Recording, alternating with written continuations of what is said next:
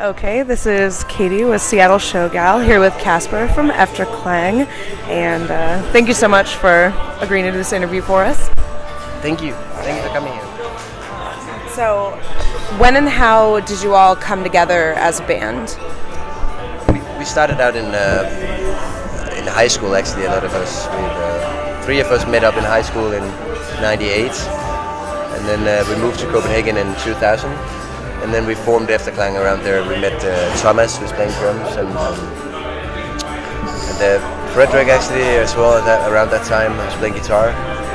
And then we made our first EP in 2003, and that feels like the beginning of Efterklang at some point. That's where we decided on the sound and made it all come together. So did you guys kind of go through several ideas for what you were going to sound like before you? Yeah, we sounded like a lot of different bands. We started out moving to Copenhagen in 2000, and from 2000 until 2003 we were experimenting a lot with just having a studio and recording, keeping it very secret somehow because we felt like we wanted to do something that we could call our own at some point. We had a high school band before and was playing like really awful music. So we thought we wanted to make something that was different in some sort of way. So we were sort of like, oh, that's a Danish band. So we kept to ourselves for a long time. That's Ravenets. And this guy that's singing up there, he's from my hometown. He's called Sune Wagner. So it feels very local. There's 30,000 people living in my hometown. So how did you choose the name Efterklang? It was a big brainstorm. A lot of different names came up, and then I think they come about Efterklang on some sort of an. I think it was an interview with a guy called Pole. Pole is this electronica guy that makes very nice music, and he was explaining something about Efterklang, and then this word that is actually it's a classic old word, but you don't use it too much.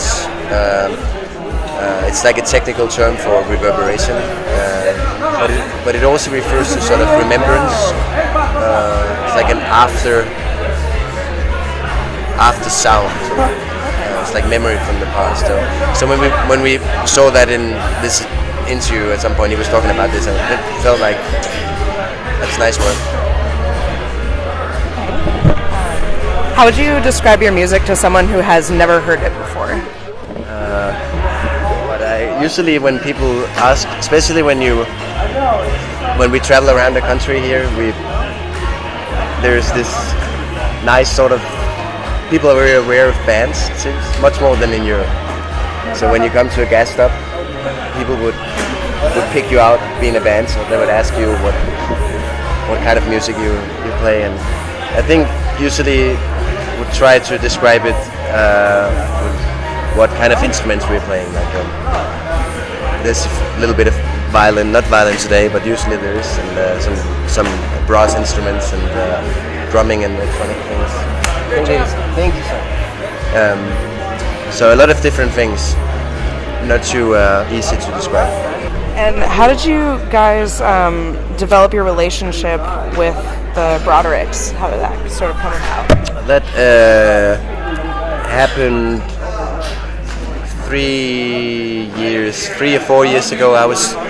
Peter was a big fan of the band, and he wrote me a MySpace message or something. We started writing to each other, and he sent me some of his demos from the music that he was doing, and I really liked that a lot. And then at some point we needed a violin player, and we just wrote him this crazy idea of trying to bring him to Copenhagen and tour with us. And he said yes.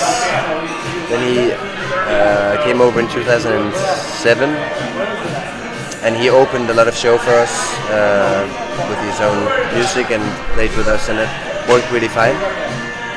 And then we needed a piano player 1.5 years ago, and he had a sister playing piano. They've been playing in several bands by themselves as well, and Heather's doing her own music, which is great as well. So she's going to open a lot of shows in Europe, and as far as I know, maybe she's opening a couple of shows over here. At least maybe next time we'll come here. If your band was a family, who would play what role? Like mom, dad, crazy cousin, you know? I don't know. I think Rasmus, he's our manager as well. So he's his nickname is actually Daddy. So that's obvious. And there's only one to be mother, so that would be Heather. She's taking care of all the hotels and taking care that we're eating okay. Mads would probably be the uncle, crazy uncle. He's a geek. He's I think Frederick is the little brother. I think Thomas is a cousin at some point. Far out.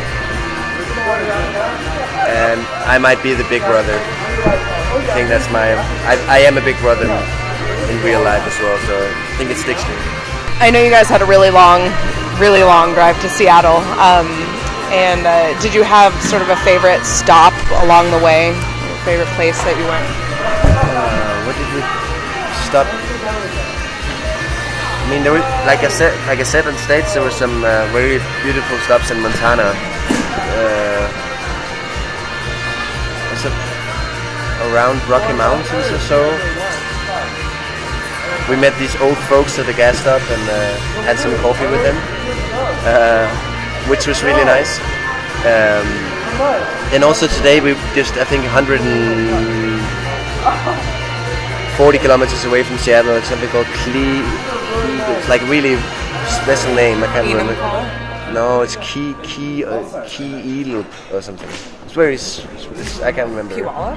No, I can't remember it even. Anyhow, but we had our first espresso for a long time. It seems like there was a lot of the distance is very bad coffee for a long time. So once we crossed that sort of 150 kilometer mark, suddenly the espresso bars were popping up again, which was nice. And we had a breakfast burrito as well. But there's a lot of beautiful landscapes, extremely beautiful landscapes, and it's changing all the time from being extremely flat into very hilly and in the mountains, and from being extreme snow and then suddenly sun. It's an incredible journey actually, but it takes a man. What's next for Efterklang? Next stop is right now on the tour is Vancouver, and then we're going back down south to Portland, finishing up at the South by Festival, and then we're going back to Europe and touring there the rest of the spring and doing festivals in the summer, and then we have a few smaller projects and we're looking through and doing the year. But I mean, most of this year is about supporting, like trying to play as many concerts as possible around Magic Tears tour. So that's the plan. Well, that's it. Thank you so much. Thank you. Pleasure. Great to talk to you. Thank you so much. Thanks.